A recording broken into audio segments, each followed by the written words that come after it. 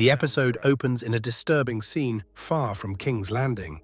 In a forest, a young girl named Tansy is desperately hunted by Ramsay Snow, his cruel companion Miranda, and their vicious hounds. This sadistic game ends brutally as the dogs corner and kill the girl. Back in King's Landing, Jaime Lannister, having lost his sword hand, receives Oathkeeper, a new Valyrian steel sword forged from Ned Stark's former blade, from his brother Tyrion. Tyrion has also arranged for Jaime to train with Bronn to learn how to fight left-handed, a humbling experience for the once legendary swordsman. Meanwhile, Tyrion is increasingly worried about his lover, Shae. He confides in Varys about the danger she is in if his family, particularly Cersei, discovers her presence in the city. Later, in a painful scene, Tyrion cruelly insults Shae and tells her he's sending her away, believing it's the only way to protect her, though the news that Bronn has already put her on a ship still shocks him. In the north, at the Dreadfort, Ramsay Bolton returns and confronts his bastard son, Ramsay, about the escape of Bran and Rickon Stark from Winterfell. Roose is disappointed in Reek, Theon Greyjoy, who failed to inform Ramsay about the escape or their likely destination towards the Wall. Roose discusses the strategic importance of holding Moat Cailin and assigns Reek to the command of Locke, tasking them with hunting the Stark boys, suspecting they might seek refuge with Jon Snow at Castle Black. On Dragonstone, Melisandre's influence over Stannis Baratheon continues to grow. Marked by chilling acts of religious fervor, she discusses faith with Stannis' daughter Shireen, while Davos Seaworth attempts in vain to warn Stannis about Melisandre's extremism. Melisandre then orders the horrific burning of Lord Florent and other men as sacrifices to the Lord of Light, a brutal spectacle witnessed by Stannis and his family, demonstrating the grim reality of their new faith. Far to the north, Bran Stark continues his journey with Hodor, Jojen, and Meera Reed. Bran is increasingly drawn to warging into his direwolf, Summer. Jojen warns Bran about the dangers of losing himself in the animal's mind if he spends too much time warging. Reaching a sacred heart tree, Bran experiences a powerful, fragmented vision.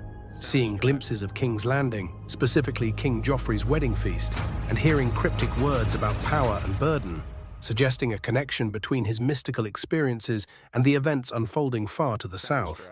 Back in King's Landing, the focus shifts to the royal wedding feast for King Joffrey and Margaery Tyrell.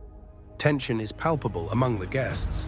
Tywin and Olenna Tyrell discuss politics and finances. Margaery publicly announces a charitable donation to the poor, winning public favor. Jaime warns Loras Tyrell to produce an heir quickly if he marries Cersei. Cersei herself confronts Brienne of Tarth, questioning her feelings for Jaime after Brienne helped him escape.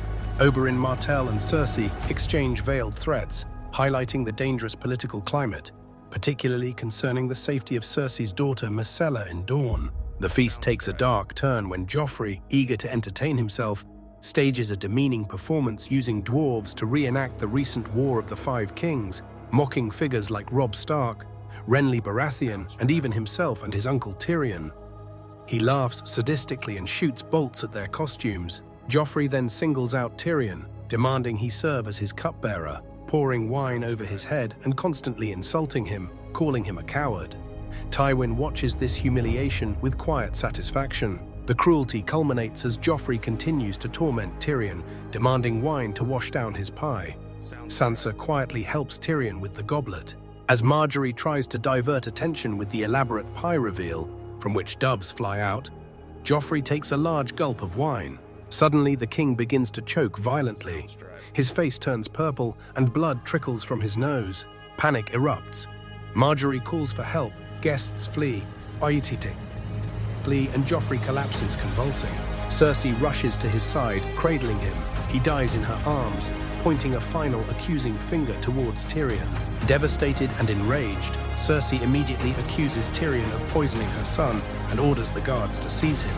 And with that, the Purple Wedding concludes with the sudden and gruesome death of King Joffrey Baratheon and the immediate arrest of his uncle, Tyrion Lannister. This event shakes the foundations of King's Landing and Westeros, setting the stage for major political fallout and leaving everyone wondering who was truly behind the poisoning.